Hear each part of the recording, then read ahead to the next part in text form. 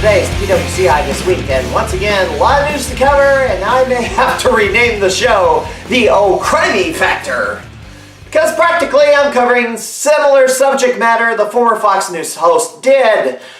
So, we lead off again with the continuing saga of Elgin. Now, don't worry, this topic will only be a third of this episode, as there's other things I need to give attention to. I'm also going to limit this to the relevant points instead of the silliness that's going on. In this day and age, when you are following a case that you would normally wait months or years for something new to report on it, social media has been providing new information every week. And Molly Woodward, who's being sued by Elgin for defamation and invasion of privacy, has been quite vocal, as has her critics. Even though everything that she has said since being served papers can and will be used against her in a court of law, she hasn't stopped making public statements on Twitter.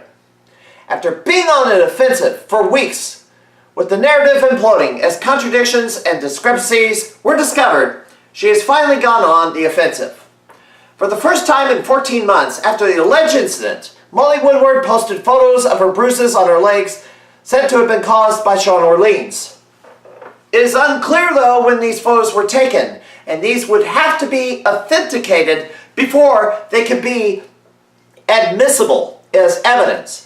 Also, it is also unclear as to who caused these bruises, as this was uncovered recently by drama lover of truth on an unidentified roommate who was living with her at the time and was described as creepy, also assaulted Woodward during the latter half of the same month the altercation with Orleans occurred. I want to amplify this a bit. Who is this roommate? This person, whoever it is, needs to be identified and outed in public. So far, this person has escaped all scrutiny and must be held accountable for his actions because all the attention has been put against the person who didn't do the assault. Orleans has admitted to wrongdoing, but this roommate has dodged the spotlight. If anyone knows who the roommate is, please send me or drama-lover-of-truth.com a tip. Another problem is, in the lawsuit response, item number 23, she stated in response to her refusal to provide copies of the photos that she no longer had pictures. Now she suddenly does. The question is this perjury? Because if she knew she had these all along, she can be tagged with a perjury charge. There was also a screenshot of Woodward staying at a Motel 6 in Caseyville on October the 4th.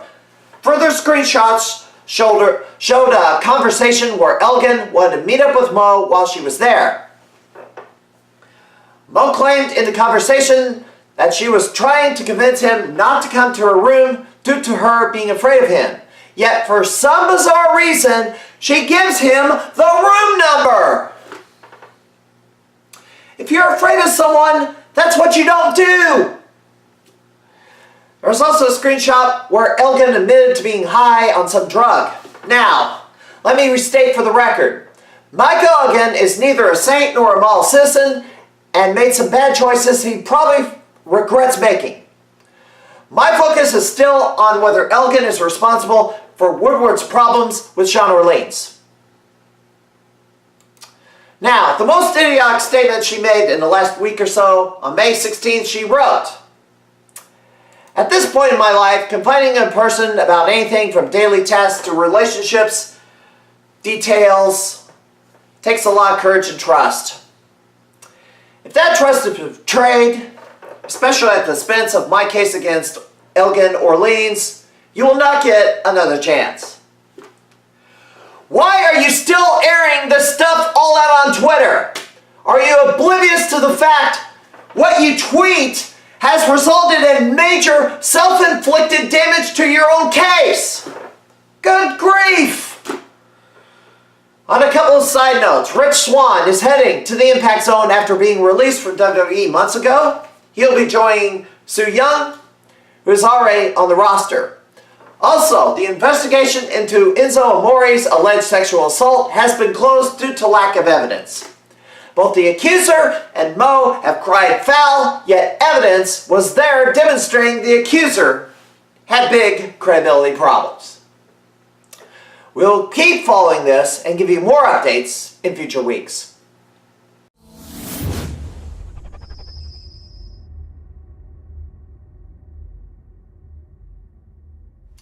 Speaking of dumpster fires, here's a PWCI flashback. When you thought something horrible and embarrassing was long since buried and forgotten, someone comes along to remind you about it many years later. And a misconception lasts just as long. Even though I've been supposedly hiding in plain sight and been working continuously over the past 12 years covering the St. Louis wrestling scene, one person didn't know I was still here. And further, stated my program used an opening sequence using action figures. That is not correct. Before PWCI This Week and its predecessor, the Nosebleed Seats came into existence, there was another show that covered Central Illinois wrestling by the name of Ringside Chat. However, this show was not mine. The creators of this particular program were Joe Lawson and Dave Grace.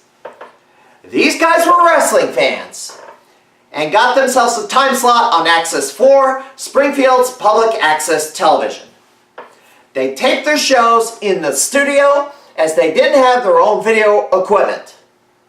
Because they didn't have any video footage of local wrestling shows, they shot an amateurish looking video of Lawson doing stuff with wrestling action figures and a toy WWE ring as the opening.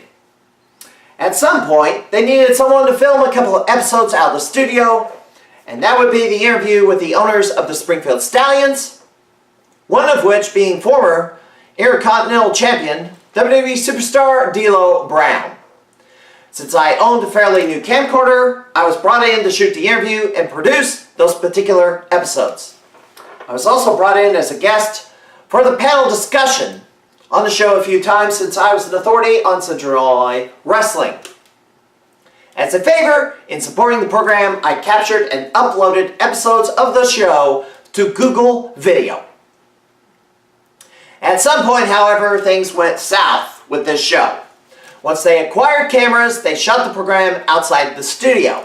And the program started to be less and less about the local wrestling scene in favor of offensive locker room talk of sexual innuendos and smears.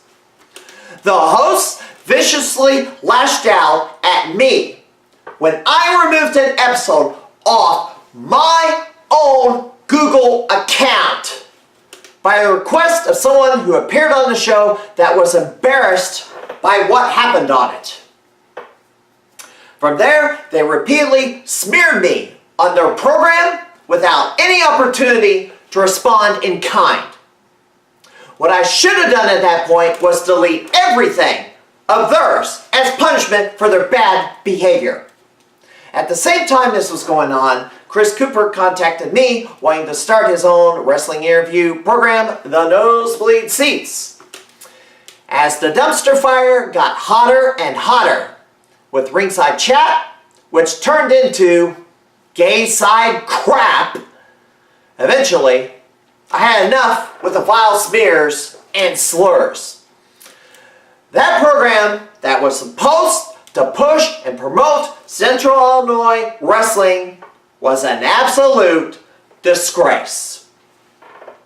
With a number of episodes of the Nosebleed Seats program already finished and posted on Google Video, I went to Access 4 and I requested my own time slot to get the MBS on television. Once secured and the initial episodes were submitted and a better example was made of what a local wrestling interview show should be, it didn't take long for Ringside Chat to fold. And good riddance. To Jordan Lacey, Ringside Chat was never my show. My show was the replacement that extinguished that dumpster fire. A life lesson to you all. Do not help anyone who treats you like garbage. Stand aside and let them fail miserably. Still to come, some unsolicited advice, a rebranding, and going to extremes. We're right back. This is PWCI This Week.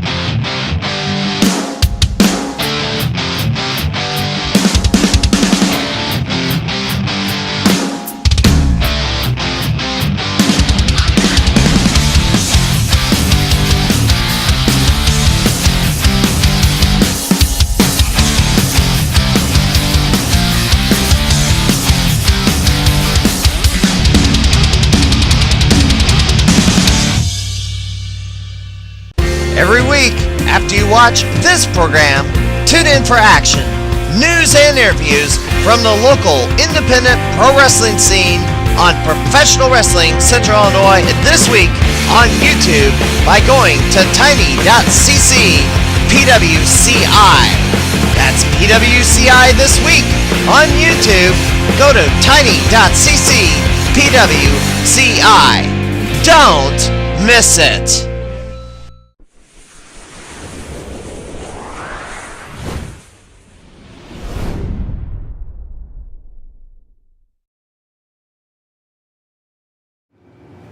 And now for some unsolicited advice.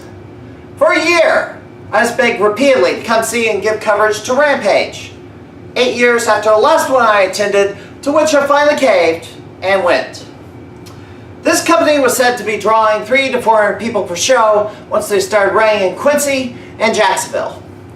Despite the professional setup, new entranceway, ring barriers, printed ring aprons, the wrestling product inside the ring was a complete mess. From the matches I saw down in Litchfield, I was very underwhelmed, and even with low expectations, it went well below my standard for ring work. Poor mechanics, low skill, lack of ring gear, and a lot of sloppiness. Embarrassing. So this is the wrestling product that everyone's talking about. What is it exactly they're coming away saying about it? There's been a very significant level of long-standing negativity towards this promotion from many fans and wrestlers, and this did nothing but reinforce it. While touting those high attendance numbers, are the people coming out of those shows enthusiastic about going back, or were they turned off by it? Recently, Pierre Abernathy tweeted the comment after watching one of their matches on YouTube. Two local guys who've been working for years before I even broke in, and they can't put together or work a basic match. I don't understand how it's possible to learn nothing in 20 years. Indeed. And one of those two men in the match has been universally mocked for and has a national laughingstock reputation in the wrestling world. A further issue is when you get to people who can actually work a match, they stand out from everyone else. And then the question becomes, why aren't they using more guys like these? Why are they using these other people who can't work and nobody else wants on the roster? You can choose to be educated by my words, or you can discover the hard, agonizingly painful way what I say is true. The Root brothers, who have taken the reins from their father, if they want to be serious players in the Central Illinois wrestling scene, absolutely cannot put on a substandard performance level of wrestling that might pop up on an episode of World Famous Flea Market or Butthurt Trash Baggers Network. It is not sustainable. While Litchfield, they have been conditioned to accept this kind of event for years, Quincy and Jacksonville will turn against it eventually, and quietly, without any prompting from anyone.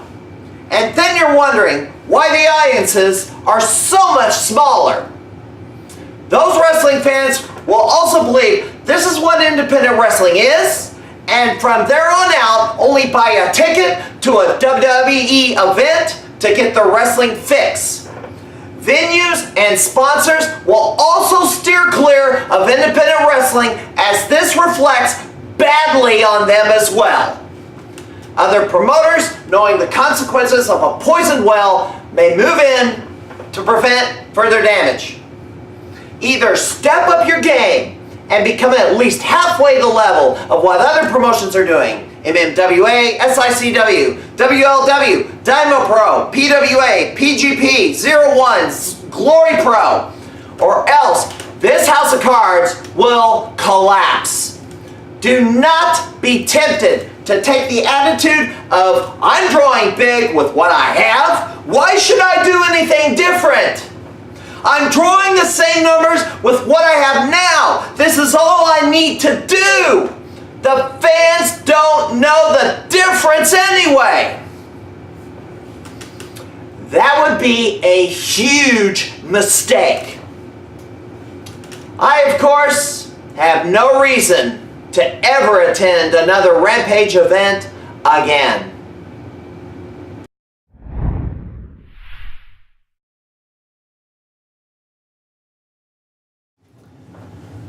On a related topic, you may remember this parody ad that I made for an April Fool's episode a few years ago. You want to be a professional wrestler, but are tired of waiting to hit the ropes? You feel like you're ready to wrestle in the main event just by watching an episode of SmackDown? Well, come to the Cottage Hills Wrestling Alliance, where no experience is necessary. Step in our ring and spend as much or as little time as you want. Get yourself ready, and we'll book you in all our events. Only you know best when you're prepared to conquer the world. Don't spend months and years slaving under arrogant prima donna veterans who have you pay to put up and take down the ring. Join us, CHWA, and you'll be wrestling in front of millions when we broadcast your matches live online. CHWA, where training is optional because we share your desire to live your fantasy right now. Call us today. The infamous self-taught promotion known as Cottage Hills Wrestling Alliance has announced they are now known as the Warriors of Wrestling. These are the guys who claim they couldn't afford to go to a wrestling school and learn everything it takes to become a legitimate pro wrestler. Instead, they cobbled together enough money to buy a 14-foot ring, offer their services to both Falto JC's County Fair, and run shows. Fair officials defended their action, calling it young people living out their dreams. Well, 3 so-called wrestlers ended up going to the hospital for various injuries, leading up to them holding a cripple match. A few years later, they got themselves a bigger ring and have been getting booked on other events, namely Rampage, World Powerhouse, and Wrestling Over Everything. And this, of course, leads to the attitude of, why should I pay to be trained by a credentialed trainer? I'm getting booked now. Why should I train? I'm getting booked now. I've got large crowds of people watching me. Why should I spend my time learning how to do this properly? I'm getting booked now. I'll just learn as I go.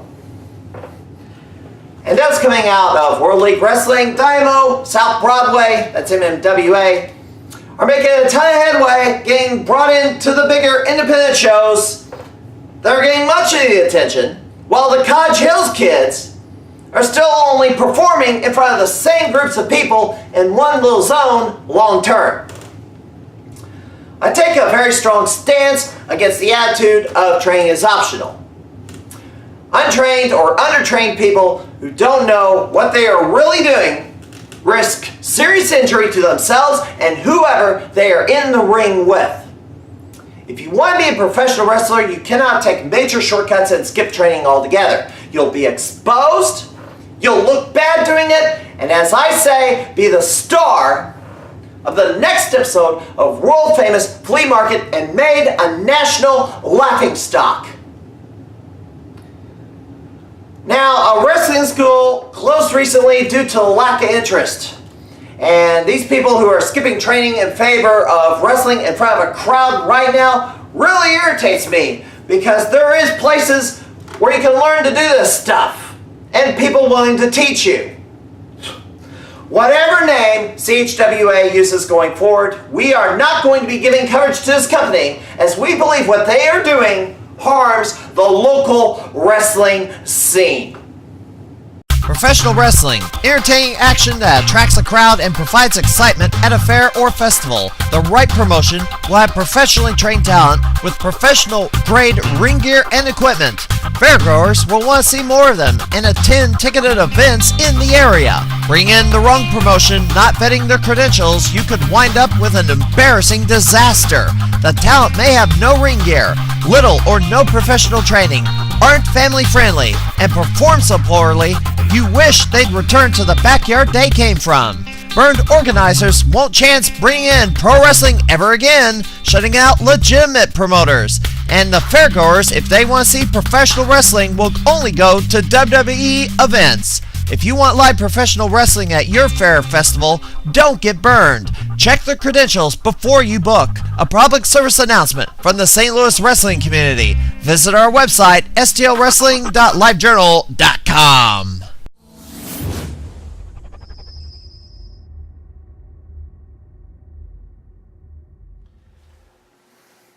In the What the Heck Were You Thinking segment, Powerhouse Wrestling, replacing in the name the word incorporated with Extreme, has announced their comeback show, which will be for all ages, held on June the 9th, but the location they've chosen for the event has raised quite a few eyebrows. They're doing an outdoor event near Ottawa, Illinois, outside and between Brown Bag Adult Video and Silver Slipper Saloon, an adult entertainment club. Brown Bag sells adult sex toys, bongs, explicit outfits, and a viewing room of adult movies, among other things. The saloon, while it serves as a bar and grill, also features adult dancers upstairs and custom adult experiences. Well, that's pretty extreme, all right. James Ahrens recently became the new owner of Powerhouse after purchasing the company and all of its equipment from its founder, Central Illinois Pro Wrestling Hall of Famer, Crusher Timothy Lyle. I can't imagine Lyle would have approved of this if he had known this was going to happen.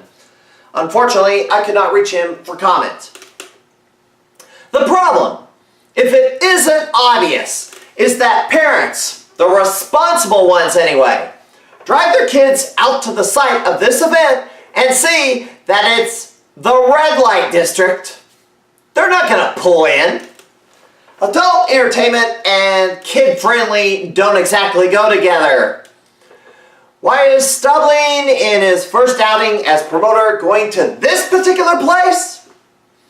It shows to be some bad judgment in the face of bad optics.